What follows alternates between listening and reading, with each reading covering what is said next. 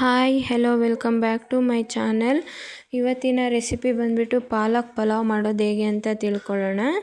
ಇಲ್ಲಿ ಮೊದಲಿಗೆ ಒಂದು ಸ್ವಲ್ಪ ಪಾಲಕ್ ಸೊಪ್ಪು ತೊಗೊಂಡಿದ್ದೀನಿ. ಒಂದು ಅರ್ಧ ಕಟ್ ಆಗೋವಷ್ಟು ಪಾಲಕ್ ಸೊಪ್ಪು ತೊಗೊಂಡಿದ್ದೀನಿ. ಈ ಸೊಪ್ಪನ್ನು ತೊಳೆದ್ಬಿಟ್ಟು ಒಂದೆರಡು ನಿಮಿಷ ಕುದಿಲಿಕ್ಕೆ ಇಟ್ಕೊತೀನಿ. ಇದು ಕುದ್ರೆ ಚೆನ್ನಾಗಿರುತ್ತೆ, ಸ್ವಲ್ಪ ಕಲರ್ ಚೆನ್ನಾಗಿ ಬರುತ್ತೆ. ಇದು ಕುದಿಯೋ ಅಷ್ಟರಲ್ಲಿ ನಾನು ಬೇಕಾಗಿರುವಂಥ ತರಕಾರಿಗಳನ್ನೆಲ್ಲ ಕಟ್ ಮಾಡಿ ಇಟ್ಕೊತೀನಿ. ನಾನಿಲ್ಲಿ ಮಸೂರಿ ಅಕ್ಕಿ ತೊಗೊಂಡಿದ್ದೀನಿ. ನೀವು ಬೇಕಿದ್ದರೆ ಬೇರೆ ಯಾವ ಅಕ್ಕಿ ಆದರೂ ತೊಗೊಬೋದು. ಬಾಸುಮತಿ ರೈಸ್ ಕೂಡ ತೊಗೊಂಡ್ರೆ ಕೂಡ ಚೆನ್ನಾಗಿರುತ್ತೆ. ಅದನ್ನು ತೊಳೆದ್ಬಿಟ್ಟು ನೆನೆಸಿಟ್ಕೊತೀನಿ ಅಕ್ಕಿನ. ತರಕಾರಿ ಬೀನ್ಸು, ಬಟಾಣಿ, ಕ್ಯಾರೆಟು, ನವಿಲುಕೋಸು ಮತ್ತು ಟೊಮೊಟೊ ಎಲ್ಲ ಚಿಕ್ಕ ಚಿಕ್ಕದಾಗಿ ಕಟ್ ಮಾಡಿ ಇಟ್ಕೊಂಡಿದ್ದೀನಿ. ಮತ್ತು ಒಗ್ಗರಣೆಗೆ ಈರುಳ್ಳಿ, ಕರಿಬೇವಿನ ಸೊಪ್ಪು ಕೂಡ ತೆಗೆದಿಟ್ಕೊಂಡಿದ್ದೀನಿ. ಮತ್ತು ಸ್ಪೈಸಸ್ಸು, ಪಲಾವ್ ಎಲೆ, ಪಲಾವ್ ಹೂವು, ಪಲಾವ್ ಮೊಗ್ಗು, ಏಲಕ್ಕಿ, ಚಕ್ಕೆ, ಲವಂಗ, ಸೋಂಪು, ಕಸೂರಿ ಮೇಥಿ ಎಲ್ಲ ತೆಗೆದಿಟ್ಕೊಂಡಿದ್ದೀನಿ. ಈಗ ಪಾಲಕ್ ಸೊಪ್ಪು ಕೂಡ ಒಂದೆರಡು ನಿಮಿಷ ಕುದಿಸಿದ್ನಲ್ಲ, ಅದು ಕೂಡ ತಣ್ಣಗಾಗಿತ್ತು. ಅಷ್ಟರಲ್ಲಿ ಅದನ್ನು ಒಂದು ಜಾರಿಗೆ ಹಾಕ್ಕೊಂಡು ಒಂದೆರಡು ಮೆಣಸಿನ್ಕಾಯಿ, ಸ್ವಲ್ಪ ಕೊತ್ತಂಬರಿ ಸೊಪ್ಪು, ಸ್ವಲ್ಪ ಪುದೀನ ಮತ್ತು ಒಂದು ಇಂಚಷ್ಟು ಶುಂಠಿ ಮತ್ತು ಒಂದು 4ರಿಂದ 5 ಎಸಳು ಬೆಳ್ಳುಳ್ಳಿ, ಇದಿಷ್ಟು ಮಸಾಲೆನ ನುಣ್ಣಗೆ ಪೇಸ್ಟ್ ಮಾಡ್ಕೊಂಬರೋಣ.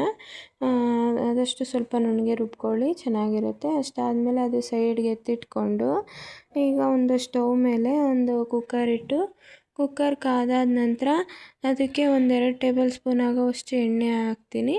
ಅದು ಕಾದಾದ ನಂತರ 1 ಸ್ಪೂನ್ ಆಗೋವಷ್ಟು ತುಪ್ಪ ಹಾಕ್ಕೊಂಡ್ರೆ ರುಚಿ ಚೆನ್ನಾಗಿರುತ್ತೆ ಪಲಾವ್ಗೆ.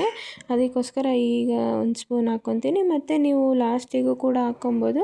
ನಾನು ಈಗಲೂ ಹಾಕ್ಕೊಂಡು ಆಮೇಲೂ ಹಾಕ್ಕೊತೀನಿ.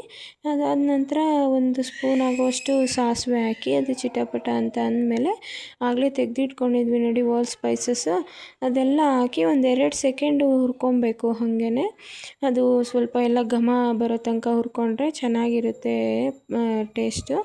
ಅದಾದ ನಂತರ ಈರುಳ್ಳಿ ಮತ್ತು ಕರಿಬೇವಿನ ಸೊಪ್ಪು ಹಾಕ್ಕೊತೀನಿ. ಈರುಳ್ಳಿ ಸ್ವಲ್ಪ ಚೆನ್ನಾಗಿ ಕೆಂಪಾಗೋ ತನಕ ಹುರ್ಕೊಂಡ್ರೆ ಚೆನ್ನಾಗಿರುತ್ತೆ. ಈರುಳ್ಳಿ ಕೂಡ ಸ್ವಲ್ಪ ಕೆಂಪಾದ ನಂತರ ಹುರ್ಕೊಂಡು ಅದಾದ ನಂತರ ಆಗಲೇ ರುಬ್ಬಿಟ್ಕೊಂಡಿದ್ವಿ ನೋಡಿ ಮಸಾಲೆ, ಅದನ್ನೆಲ್ಲ ಹಾಕ್ಬಿಟ್ಟು ಸ್ವಲ್ಪ ಹೊತ್ತು ಹುರ್ಕೊಬೇಕು. ಎಣ್ಣೆ ಬಿಡೋ ತನಕ ಹುರ್ಕೊಂಡು ಮಸಾಲೆ ಎಲ್ಲ ಸ್ವಲ್ಪ ಗಟ್ಟಿ ಆಯಿತು ಅನ್ನೋವಾಗ ಕಟ್ ಮಾಡಿ ಇಟ್ಕೊಂಡಿದ್ವಲ್ಲ ಆಗಲೇ ತರಕಾರಿ, ಕ್ಯಾರೆಟು, ಬೀನ್ಸು, ಬಟಾಣಿ ಮತ್ತು ನವಿಲುಕೋಸು, ಅದನ್ನೆಲ್ಲ ಹಾಕ್ಬಿಟ್ಟು ಒಂದು 5 ಸೆಕೆಂಡ್ ಹುರಿದಾದ್ಮೇಲೆ ಟೊಮೊಟೊ ಹಾಕ್ಕೊತೀನಿ. ಟೊಮೊಟೊ ಹಾಕ್ಕೊಂಡ್ಮೇಲೆ ಸ್ವಲ್ಪ ಟೊಮೊಟೊ ಮೆತ್ತಗಾಗೋ ತನಕ ಚೆನ್ನಾಗಿ ಹುರ್ಕೊಬೇಕು.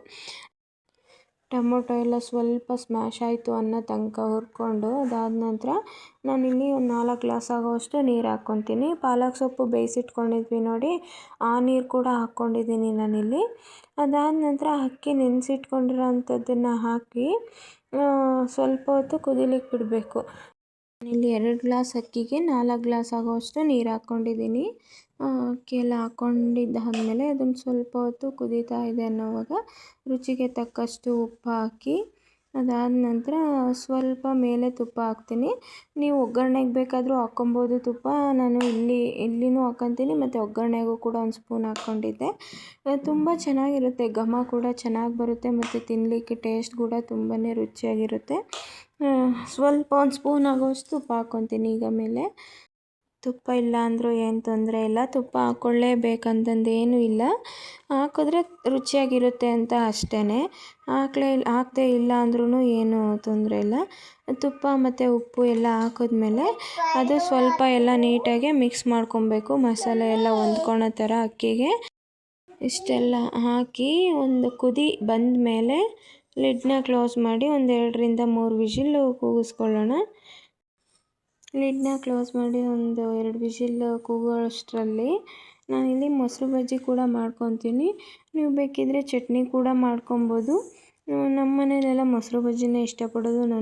ನನಗೂ ಕೂಡ ಮೊಸರು ಬಜ್ಜಿ ಇಷ್ಟ ಆಗುತ್ತೆ. ಹಾಗಾಗಿ ನಾವು ಮೊಸರು ಬಜ್ಜಿ ಮಾಡ್ಕೊತೀವಿ. ನಮ್ಮ ಮಕ್ಕಳು ಕೂಡ ಮೊಸರು ಬಜ್ಜಿ ಬೇಕು ಅಂತಲೇ ಕೇಳ್ತಾರೆ, ಚಟ್ನಿ ಇಷ್ಟಪಡೋದಿಲ್ಲ. ಈಗ ಒಂದು ಬೌಲಿಗೆ ಮೊಸರು ಹಾಕ್ಕೊಂಡು ಅದನ್ನು ಸೌಟಲ್ಲೇ ಸ್ವಲ್ಪ ಹಿಂಗೆ ಬೀಟ್ ಮಾಡ್ಕೊಬೇಕು, ಎಲ್ಲ ಚೆನ್ನಾಗಿ ಗಂಟು ಇಲ್ಲದೆ ಇರೋ ಥರ ಮೊಸರಲ್ಲಿ. ಅದಾದ ನಂತರ ಒಂದು ಈರುಳ್ಳಿನ ಚಿಕ್ಕದಾಗಿ ಕಟ್ ಮಾಡಿ ಇಟ್ಕೊಂಡಿದ್ದೀನಿ, ಮತ್ತು ಒಂದು ಮೆಣಸಿನ್ಕಾಯಿ ಕೂಡ ಕಟ್ ಮಾಡಿ ಇಟ್ಕೊಂಡಿರೋವಂಥದ್ದು, ಒಂದು ಅರ್ಧದಷ್ಟು ಕ್ಯಾರೆಟ್ನ ತುರಿದ್ಬಿಟ್ಟು ಹಾಕ್ಕೊಂಡಿದ್ದೀನಿ, ಮತ್ತು ಸೌತೆಕಾಯಿ ಚಿಕ್ಕದಾಗಿ ಕಟ್ ಮಾಡ್ಕೊಂಡಿರೋವಂಥದ್ದು, ಮತ್ತು ಸ್ವಲ್ಪ ಕೊತ್ತಂಬರಿ ಸೊಪ್ಪು ಹಾಕ್ಕೊಂಡಿರೋದು. ಅದಾದಮೇಲೆ ಸ್ವಲ್ಪ ಒಂದೆರಡು ಸ್ಪೂನ್ ಆಗುವಷ್ಟು ನೀರು ಹಾಕ್ಕೊಂಡಿದ್ದೀನಿ. ಜಾಸ್ತಿ ನೀರು ಬೇಡ, ಸೌತೆಕಾಯಿ ಮತ್ತು ಈರುಳ್ಳಿಲೆಲ್ಲ ನೀರು ಬಿಟ್ಕೊಳುತ್ತೆ, ಅದಕ್ಕೆ ಜಾಸ್ತಿ ನೀರು ಹಾಕ್ಕೊಳ್ಳೋದು ಬೇಡ, ಅಷ್ಟು ರುಚಿಯಾಗಿರೋದಿಲ್ಲ. ಜಾಸ್ತಿ ನೀರು ಹಾಕ್ಕೊಂಡ್ರೆ ನೀರು ಮಜ್ಜಿಗೆ ಥರ ಆಗೋಗ್ಬಿಡುತ್ತೆ. ಮತ್ತು ಸ್ವಲ್ಪ ರುಚಿಗೆ ತಕ್ಕಷ್ಟು ಉಪ್ಪು ಹಾಕ್ಬಿಟ್ಟು ನೀಟಾಗೆಲ್ಲ ಮಿಕ್ಸ್ ಮಾಡಿಬಿಟ್ಟು ಒಂದು ಸೈಡಿಗೆ ಎತ್ತಿಟ್ಕೊತೀನಿ. ಇಷ್ಟ ಆದರೆ ಮೊಸರು ಬಜ್ಜಿ ರೆಡಿನೇ ಆಗೋಯಿತು. ನಾವು ಮೊಸರು ಬಜ್ಜಿಗೆಲ್ಲ ಹೆಚ್ಚಿಟ್ಕೊಂಡು ಮೊಸರು ಬಜ್ಜಿ ಮಾಡ್ಕೊಳೋ ಅಷ್ಟರಲ್ಲೇ ಕುಕ್ಕರ್ ಕೂಡ ಕೂಲಾಗಿರುತ್ತೆ. ಅಷ್ಟರಲ್ಲಿ ನೋಡಿ ಪಲಾವ್ ಎಷ್ಟು ಚೆನ್ನಾಗಾಗಿದೆ ಅಂತಂದು ಹೇಳ್ಬಿಟ್ಟು ಆ ತರಕಾರಿ ಎಲ್ಲ ಮೇಲೆ ಇರುತ್ತೆ, ಅದನ್ನೆಲ್ಲ ನಾವು ನೀಟಾಗಿ ಮಿಕ್ಸ್ ಮಾಡಿಕೊಂಡು ಸರ್ವ್ ಮಾಡ್ಕೊಬೋದು. ನೋಡಿ ಹೆವಿ ಮಸಾಲೆ ಇಲ್ಲ, ಆರಾಮ್ಸೆ ನೀವು ಬೆಳಗ್ಗೆ ಟಿಫನಿಗಾಗಿರ್ಬೋದು ಮತ್ತು ಲಂಚಿಗೂ ಮತ್ತು ಡಿನ್ನರ್ಗೂ ಕೂಡ ಮಾಡ್ಕೊಂಡು ಆರಾಮ್ಸೆ ತಿನ್ಬೋದು. ಒನ್ ಟೈಮ್ಗೆ ತುಂಬಾ ರುಚಿಯಾಗಿರುತ್ತೆ, ಮತ್ತು ಮಕ್ಕಳಿಗೆ ಬಾಕ್ಸಿಗೂ ಕೂಡ ರುಚಿಯಾಗಿರುತ್ತೆ. ಮೊಸರು ಬಜ್ಜಿ ಮಾಡಿರ್ತೀವಲ್ಲ, ತಿನ್ನಲಿಕ್ಕೂ ಕೂಡ ಇಷ್ಟಪಟ್ಟು ತಿಂತಾರೆ ಮನೆಯಲ್ಲಿ ಮಕ್ಕಳು ಕೂಡ. ನೋಡಿ ತುಂಬಾ ರುಚಿಯಾಗಿ ಬಂದಿತ್ತು ಪಾಲಕ್ ಪಲಾವು. ನಿಮ್ಗೇನಾದರೂ ಈ ರೆಸಿಪಿ ಇಷ್ಟ ಆಯಿತು ಅಂದರೆ ಪ್ಲೀಸ್ ಲೈಕ್ ಮಾಡಿ, ಶೇರ್ ಮಾಡಿ, ಕಮೆಂಟ್ ಮಾಡಿ. ಇಷ್ಟ ಆಗಿಲ್ಲ ಅಂದರೆ ಅಟ್ಲೀಸ್ಟ್ ಡಿಸ್ಲೈಕ್ ಆದರೂ ಮಾಡಿ, ನನಗೆ ಗೊತ್ತಾಗುತ್ತೆ ಎಷ್ಟು ಜನಕ್ಕೆ ಇಷ್ಟ ಆಯಿತು ಇಷ್ಟ ಆಗಿಲ್ಲ ಅಂತಂದು ಹೇಳ್ಬಿಟ್ಟು. ಪ್ಲೀಸ್ ಆದಷ್ಟು ಶೇರ್ ಕೂಡ ಮಾಡಿ. Thank you so much.